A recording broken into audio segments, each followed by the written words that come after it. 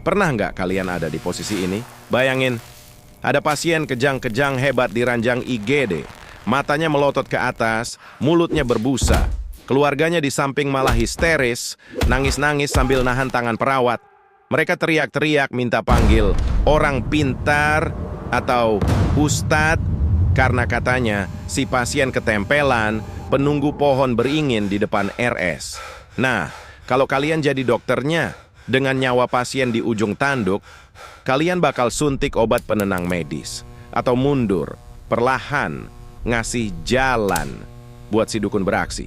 Coba tulis di kolom komentar sekarang ya. Kalian tim medis yang rasional atau tim mistis yang percaya hal gaib? Karena jujur aja, setelah kejadian malam itu, batasku antara logika dan hal gaib hancur berantakan.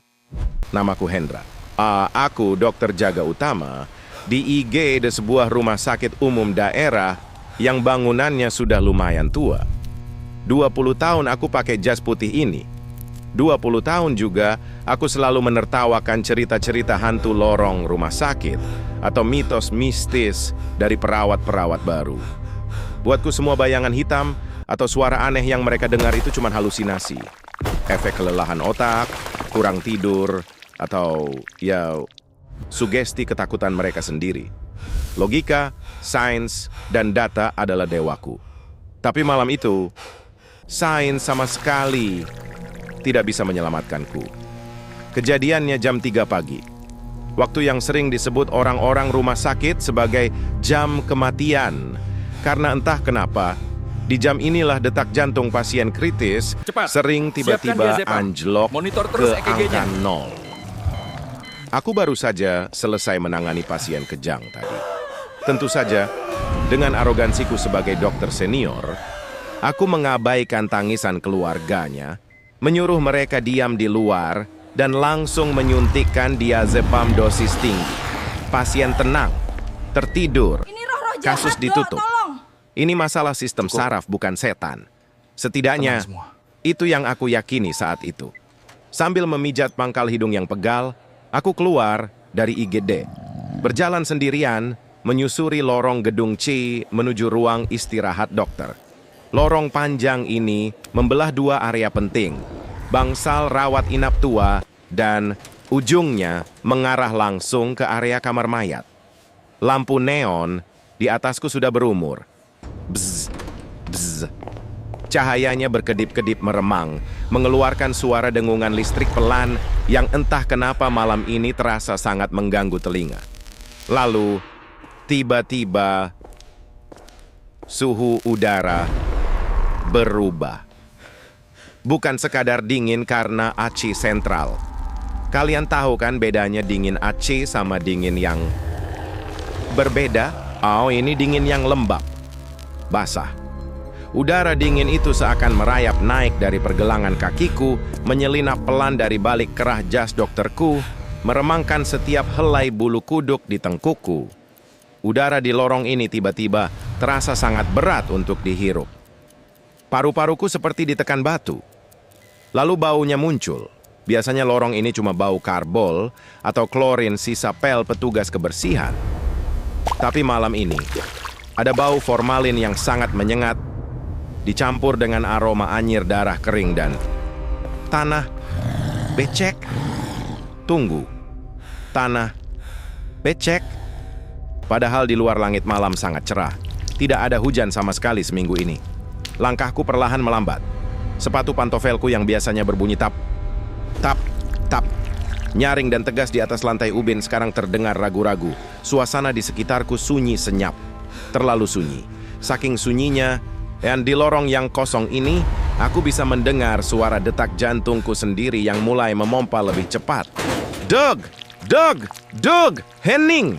Aku menelan ludah, tenggorokanku kering, dan di sela-sela keheningan yang mencekik itu, aku mulai menyadari ada sebuah suara lain. Tik, tak, tik, tak. Suara jam tanganku. Ini jam mekanik tua, peninggalan almarhum ayahku. Aneh sekali. Seumur-umur aku memakainya setiap hari, suaranya tidak pernah sekeras ini. Malam ini, bunyi tik-tak itu menggema tajam, memantul di dinding lorong yang sunyi, seolah ada mikrofon yang menempel di pergelangan tanganku. Aku berhenti melangkah sepenuhnya, berdiri kaku di tengah lorong gedung chic. Perasaanku mulai benar-benar tidak enak. Insting purbaku menyuruhku lari kembali ke IGD yang terang dan ramai, tapi otak logisku menahanku. Hanya kelelahan, Hendra. Jangan konyol, batinku mencoba menenangkan diri. Tapi kemudian, dari arah ujung lorong yang gelap gulita, area menuju kamar mayat yang pintu kayunya selalu dikunci rapat dengan gembok dari luar, aku mendengar suara lain. Tes, tes, tes. Suara air menetes ke ubin. Pelan, konstan, berirama. Aku mengerutkan kening, menyipitkan mata berusaha menembus keremangan lampu yang berkedip. Pipa bocor? Tidak mungkin. Area itu baru saja diperbaiki minggu lalu dan kerannya sudah dimatikan total. Atau ada sesuatu. Atau seseorang yang sedang berdiri di balik kegelapan sana. Meneteskan sesuatu ke lantai. Kenapa suaranya terdengar aneh? Tidak seperti air bening yang jatuh, suaranya terdengar lebih kental, lebih berat. Napas pelan keluar dari mulutku, dan aku terkejut melihat napasku sendiri membentuk kabut tipis di udara. Saking dinginnya lorong ini. Aku mengangkat tangan kiriku dengan sedikit gemetar, berniat melihat jam untuk memastikan sudah jam berapa. Mungkin aku bisa menelepon satpam jaga malam untuk mengecek ujung lorong. Tapi saat mataku tertuju pada dial jam mekanik di pergelangan tanganku, napasku benar-benar tercekat di tenggorokan. Mataku terbelalak lebar. Ini bukan karena jamnya mati. Jarum detiknya bergerak mundur, terus berputar berlawanan arah jarum jam. Tik, tak, tik, tak. Bukan cuma mundur. Saat aku menatapnya dengan tubuh mematung dan keringat dingin mulai menetes di pelipisku, putaran jarum detik yang melompat mundur itu perlahan bergerak semakin cepat, dan semakin tak terkendali. Seolah ada sesuatu yang tak kasat mata di lorong ini yang sedang menarik paksa waktu ke belakang. Mungkin magnet? Gumamku lirik. Suaraku terdengar asing di telingaku sendiri, gemetar dan pecah. Aku menggoyang-goyangkan lenganku dengan keras, berharap mekanisme jam tangan ini kembali normal. Tapi tidak. Jarum detik itu malah berputar semakin gila, melompat mundur, seolah-olah waktu sedang dipaksa kembali ke masa lalu. Tik-tak, tik-tak, tik-tak. Suaranya sekarang bukan lagi dentengan logam halus, tapi terdengar seperti kuku yang mengetuk kaca dengan cepat. Aku mulai merasa mual. Logikaku berteriak bahwa ini kerusakan mekanis biasa, tapi instingku membisikkan sesuatu yang jauh lebih gelap. Aku mencoba mengatur napas. Hendra, kau dokter. Kau rasional. Kau tidak percaya takhayul. Aku merapal kalimat itu dalam hati seperti sebuah mantra. Aku mulai melangkah lagi, mencoba mengabaikan jam di tanganku. Tapi baru 2 langkah, kaki kananku menginjak sesuatu yang lunak. Crot. Bunyinya basah. Seperti menginjak buah yang sudah busuk atau daging yang tergenang air. Aku berjengit.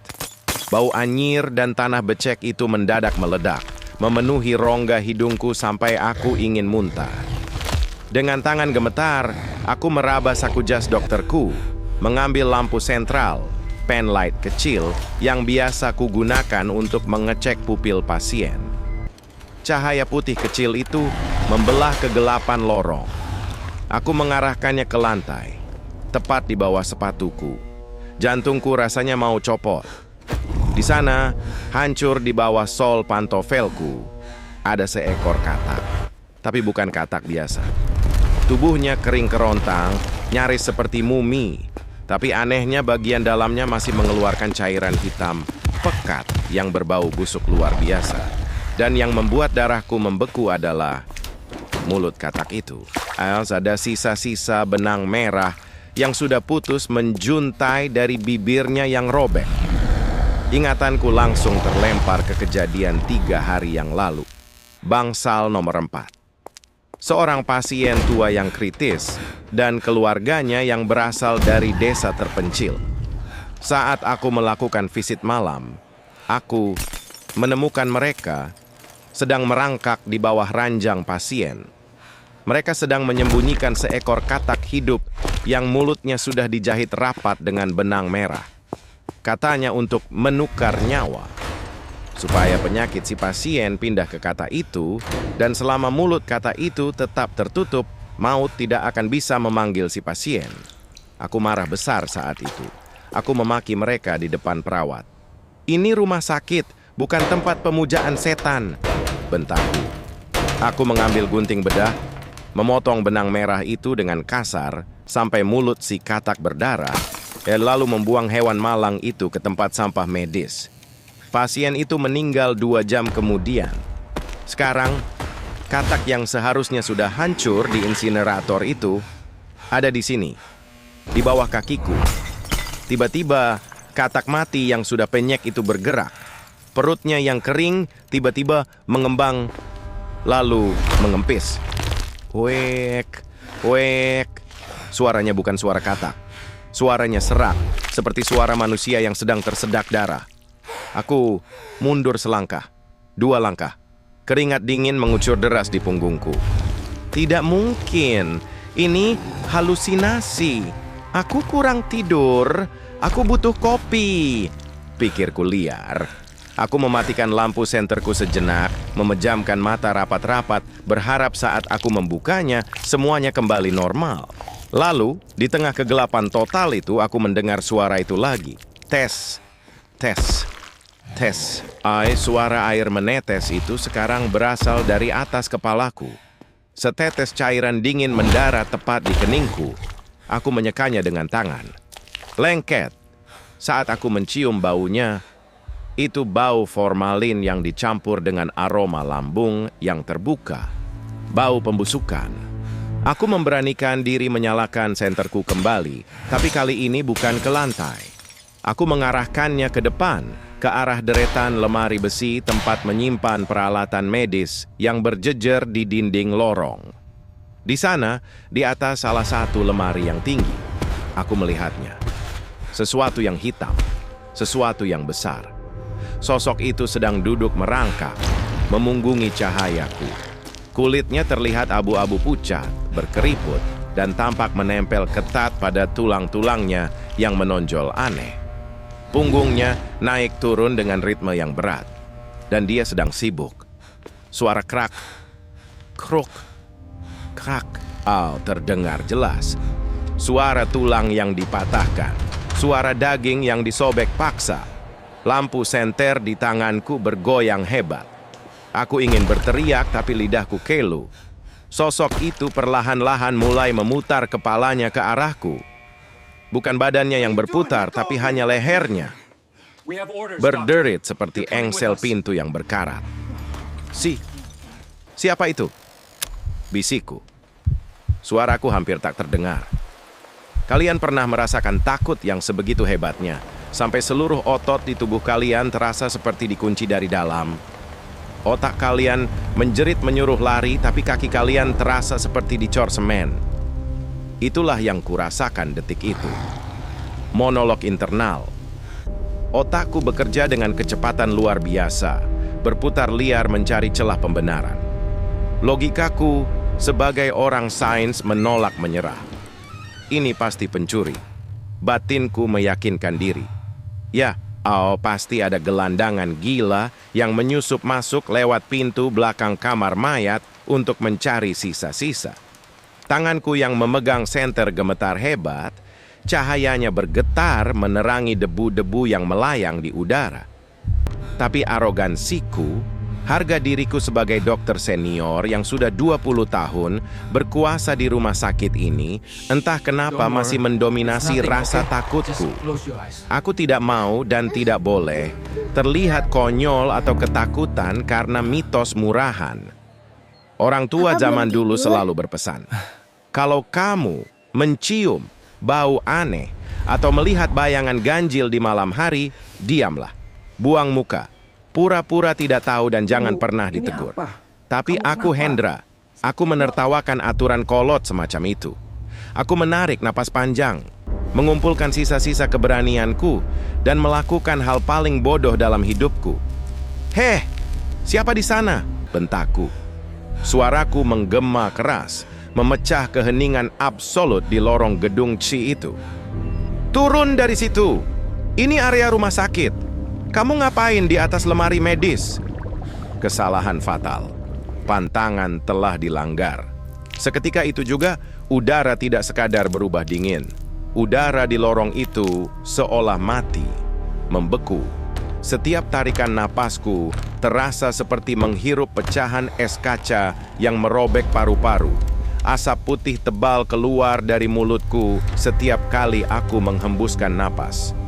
Rambut-rambut halus di tengkuk dan lenganku berdiri tegak, kaku.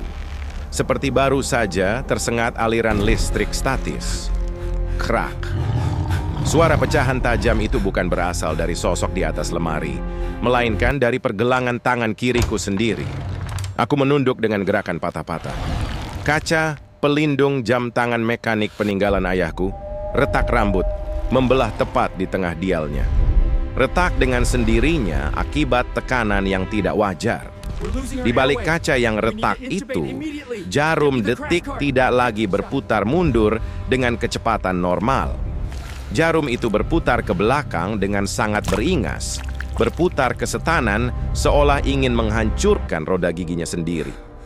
Tik, tak, tik, tak, tik, tak. Suaranya tidak lagi pelan. Suara jam itu sekarang berdenging menyakitkan di telingaku, seakan beresonansi langsung dengan gendang telingaku.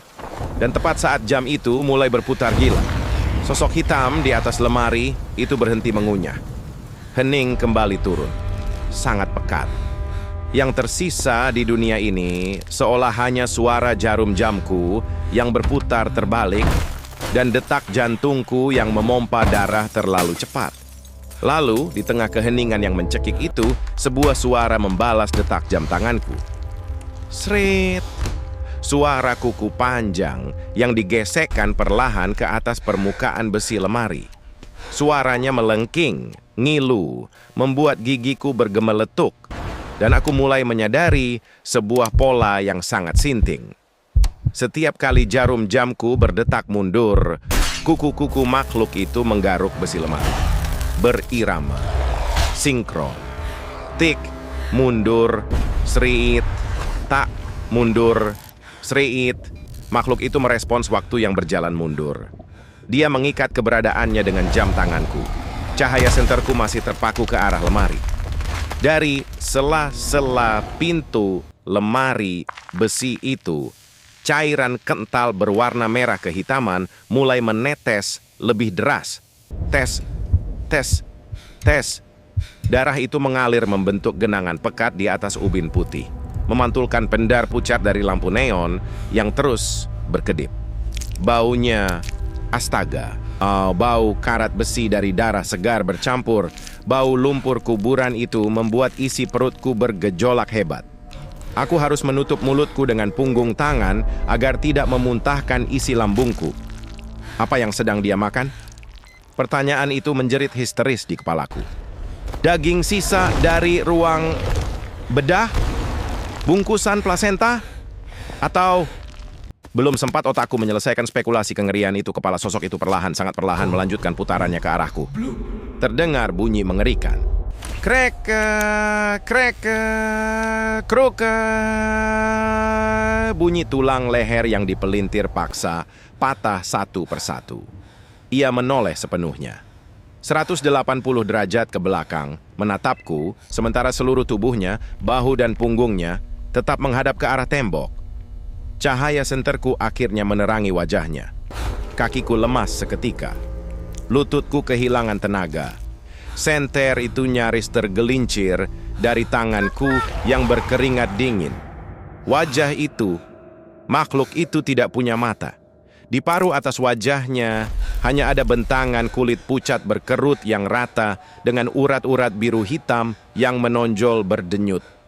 Tapi di bagian bawah wajahnya, mulutnya robek, luar biasa lebar, dari telinga kiri membelah sampai ke telinga kanan, menampilkan deretan gigi-gigi runcing yang berantakan, saling tumpang tindih, berlumuran darah segar, dan serpihan daging yang masih menetes. Makhluk itu menyeringai padaku. Mulutnya bergerak-gerak aneh. Dan di sela-sela deretan giginya yang mengerikan itu, nyangkut sebuah benda persegi panjang kecil yang terbuat dari akrilik. Benda itu berkilau tertimpa cahaya senterku. Sebuah name tag. Name tag rumah sakit. Benda yang sangat ku kenal karena aku sering mengomelinya jika anak itu memasangnya miring. Tulisannya terbaca jelas, ternoda oleh bercak darah. Dr. Rian, dokter muda Rian. Dokter koas magang yang malam ini mendapat jadwal jaga bersamaku. Anak malang yang 3 hari lalu kuperintahkan dengan kasar untuk membuang bangkai katak berbibir jahit itu ke insinerator sampah belakang. Name tag itu, Dr. Rian. Napas Hendra, maksudku, napasku, berhenti total. Udara di lorong ini seakan tersedot habis ke dalam kehampaan. Pikiranku yang tadinya selalu mengagungkan logika dan sains, mendadak hancur berkeping-keping layaknya kaca yang dibanting ke lantai beton. Beberapa jam yang lalu, aku sempat menggerutu kesal di ruang perawat. Aku mengira Rian, si dokter muda magang yang jaga bersamaku malam ini, bolos dan pulang lebih awal. Aku bahkan sudah berniat melaporkannya ke komite etik besok pagi karena dia menghilang sejak jam 12 malam tanpa pamit. Tapi kenyataannya, Rian tidak pernah pulang. Dia ada di sana, di dalam lemari besi penyimpanan alat medis, menjadi tumpukan daging yang sedang dikoyak-koyak. Dan sebuah kenyataan pahit menghantam ulu hatiku dengan keras. Aku tahu kenapa Rian yang menjadi korban. Karena tangannya lah yang memegang bangkai katak berbibir jahit itu 3 hari lalu. Tangannya yang mengambil hewan malang itu dari lantai dan membuangnya ke insinerator sampah rumah sakit atas perintah kasarku. Aku yang memotong benang merahnya, tapi Rian yang menyentuh kutukannya secara fisik. Kutukan itu menyambarnya lebih dulu. Krak! Suara itu menyentakkanku. Kaca jam tangan mekanik di pergelangan tanganku retak lagi. Garis retakannya memanjang dengan cepat, membelah tepat di atas angka 12. Dan bersamaan dengan bunyi retakan kaca itu, makhluk itu, Batitong, begitu nenekku di desa dulu menyebut iblis pemakan mayat ini, melepaskan cengkeramannya dari atas lemari. Bruk, tubuh kurusnya yang berbau tanah basah dan formalin menghantam ubin lorong dengan suara berat. Cipratan darah kental menyiprat mengenai ujung sepatu pantofelku. Aku terdiam, kaku. Otot kakiku benar-benar lumpuh. Mau lari rasanya tidak bisa. Lalu, hal yang paling tidak masuk akal, hal yang benar-benar merobek sisa-sisa kewarasanku malam itu, terjadi. Batitong itu mulai merangkak perlahan ke arahku. Tulang-tulangnya bergesekan, mengeluarkan bunyi krek-krek yang membuat gigiku ngilu. Tapi bukan itu yang membuat air mataku tiba-tiba menetes deras. Makhluk tanpa mata dengan mulut robek itu membuka rahangnya lebar-lebar. Dan dari tenggorokannya yang berlumuran darah Rian keluar sebuah suara. Bukan geraman setan, bukan auman monster, melainkan suara tangisan. "Papa, sakit, Pak." Jantungku seakan berhenti berdetak sedetik. Dunia di sekelilingku runtuh. Itu suara Bella. Putri kecilku yang baru berumur 5 tahun dan sedang tidur lelap di rumah. Suaranya sangat jernih persis seperti intonasinya saat dia merengek minta digendong kalau sedang demam tinggi. "Papa, tolong Bella, Pa." Suara itu menggema lagi, diiringi isak tangis anak kecil yang sangat menyayat hati. Suara polos itu keluar dari rahang iblis pemakan bangkai di depanku, menciptakan ironi yang membuat perutku mual luar biasa. Bagaimana bisa? Kenapa dia menggunakan suara anakku? Dia tidak berdiri suara dari Dewa Riverwag. Yang ini sebuah peringatan. Kutian dari dan citi persate di Rian, melainkan sudah menyeberang ke keluargaku. Pertanyaan itu berdenging gila di kepalaku, tapi tidak ada jawaban yang menenangkan. KRAK, Kaca jam tanganku retak untuk ketiga kalinya. Retakannya menyebar rumit, seperti jaring laba-laba. Lalu, srit. Makhluk itu merangkak maju satu langkah besar dengan gerakan yang sangat cepat dan tak wajar. Detik itu juga, aku mengerti. Polanya. Aturan main yang sakit jiwa ini. Makhluk ini tidak asal menyerang. Dia bergerak mendekat setiap kali kaca jam tanganku retak. Waktu yang dipaksa berjalan mundur di pergelangan tanganku ini adalah pengatur jaraknya. Tidak! Tidak! Aku menjerit histeris. Senter kecil pen light di tanganku jatuh terpelanting, menggelinding membuang cahayanya ke arah dinding. Akhirnya, sistem fight or flight di otakku mengambil alih. Sains tidak bisa menyelamatkanku, berdoa pun rasanya lidahku sudah keluh. Aku memutar tubuhku dengan kasar, nyaris terpeleset genangan darah rian, dan berlari. Aku berlari sekencang yang aku bisa menyusuri sisa lorong gedung C yang remang-remang. Tap, tap, tap, tap. Suara pantofelku bergema liar. Napasku memburu, memompa udara beku yang membuat paru-paruku terasa seperti disayat pisau bedah. KRAK. Jam retak lagi. Srit. Suara seretan kuku di lantai di belakangku. Jaraknya terdengar jauh lebih dekat. Papa, jangan tinggalin Bella sendirian. Suara anakku merintih pelan tepat di belakang tengkukku, membuatku hampir gila. Air mata mengaburkan pandanganku. Aku terus berlari. Pintu tangga darurat terlihat di ujung sana. Oh, cahaya redup hijau dari tulisan Exit adalah satu-satunya harapanku sekarang. Jika aku bisa sampai ke lobi utama di lantai bawah, di sana banyak orang. Krak, srit. Suara napas berbau lumpur kuburan itu kini terasa menghembus langsung di leher belakangku. Terlalu dekat. Dengan sisa tenaga, aku mendorong pintu berat tangga darurat itu dengan bahuku. Brak! Berhasil. Aku masuk ke area tangga. Aku hanya perlu turun. Satu lantai lagi menuju lobi yang terang. Hanya satu lantai. Tapi, di anak tangga pertama, kepanikanku membunuhku. Kerak. Kaca jam tanganku hancur berkeping-keping. Di area tangga yang minim cahaya ini, ujung sepatuku tersandung besi pelindung pinggiran anak tangga. Keseimbanganku hilang seketika. Tubuhku terlempar ke depan menembus udara. Namun, sebelum aku sempat terjerembab dan berguling jatuh ke bawah, sebuah tangan sedingin es mencengkeram pergelangan kaki kananku di udara. Tangan itu basah, berlendir, dan cengkeramannya memiliki kekuatan luar biasa yang meremukkan. Lalu rasa sakit yang membutakan itu datang. Kuku-kuku hitamnya yang panjang dan kotor menembus kain celanaku, menusuk masuk dengan kasar mengoyak dagingku, dan mengunci tepat di tulang keringku. Argh! Jeritan tertahan meledak dari tenggorokanku. Kenapa, Dok? Rasanya seperti ada 5 batang paku berkarat yang ditusukkan menembus kulit, mengoyak otot betisku, dan bergesekan langsung dengan tulang. Dingin, sangat dingin.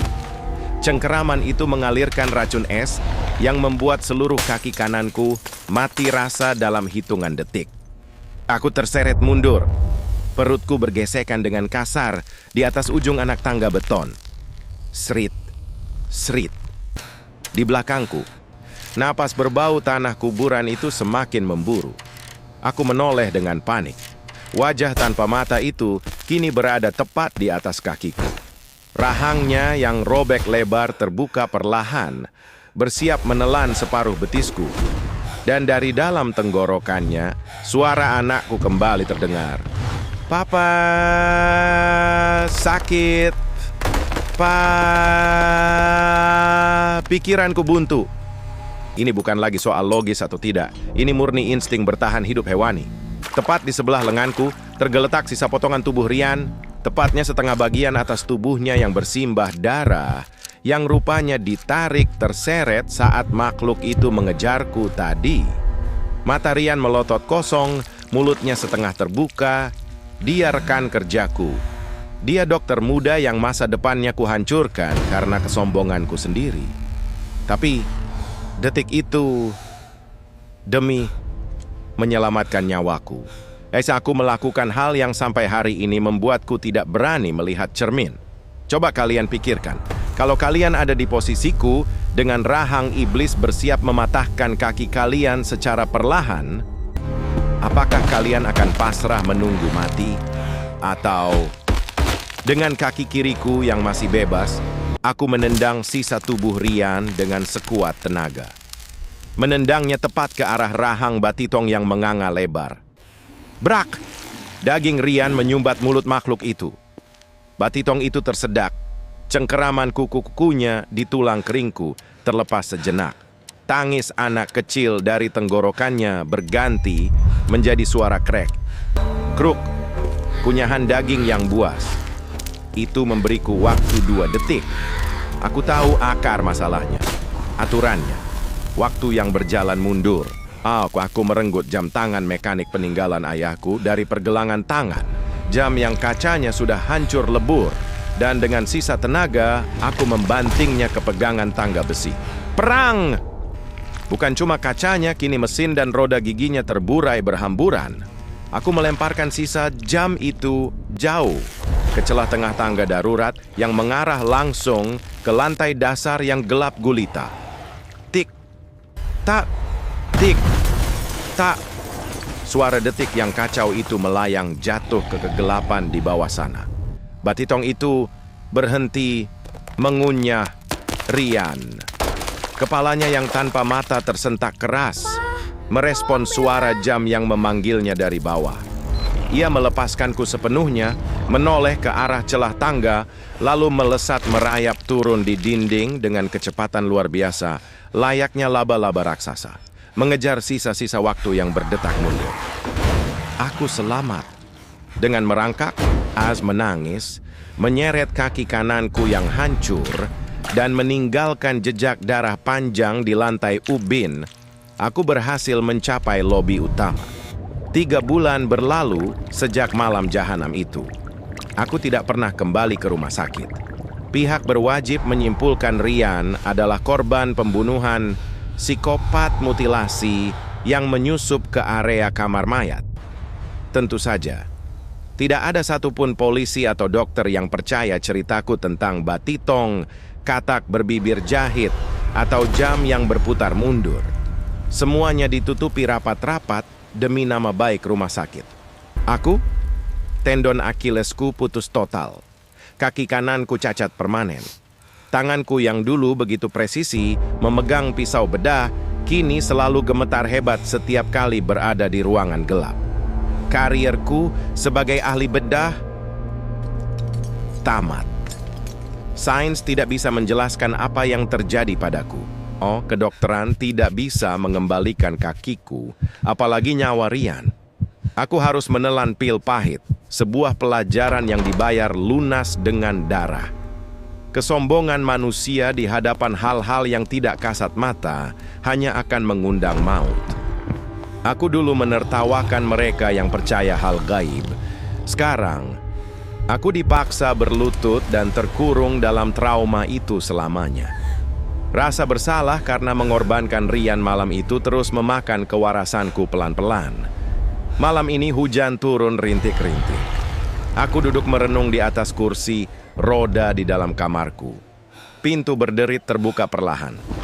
Bella, putri kecilku yang berumur 5 tahun, masuk sambil mengucek matanya. "Papa belum tidur?" tanyanya lembut. Suaranya persis seperti suara yang keluar dari rahang Batitong malam itu. Perutku berdesir, tapi aku segera menepisnya. Itu cuma halusinasi trauma. Hendra, batinku. "Sini sayang, peluk papa," ucapku parau. Aku butuh kehangatan. Aku butuh kepastian bahwa setidaknya pengorbananku malam itu membuatku masih bisa melihat keluargaku. Aku memeluknya erat, menghirup aroma bedak bayinya, mencoba menyembuhkan sedikit rasa sakit dan dosa di dadaku. Tapi saat aku mengelus punggungnya, Tanganku menyentuh ujung lengan baju tidurnya yang sedikit tersingkap.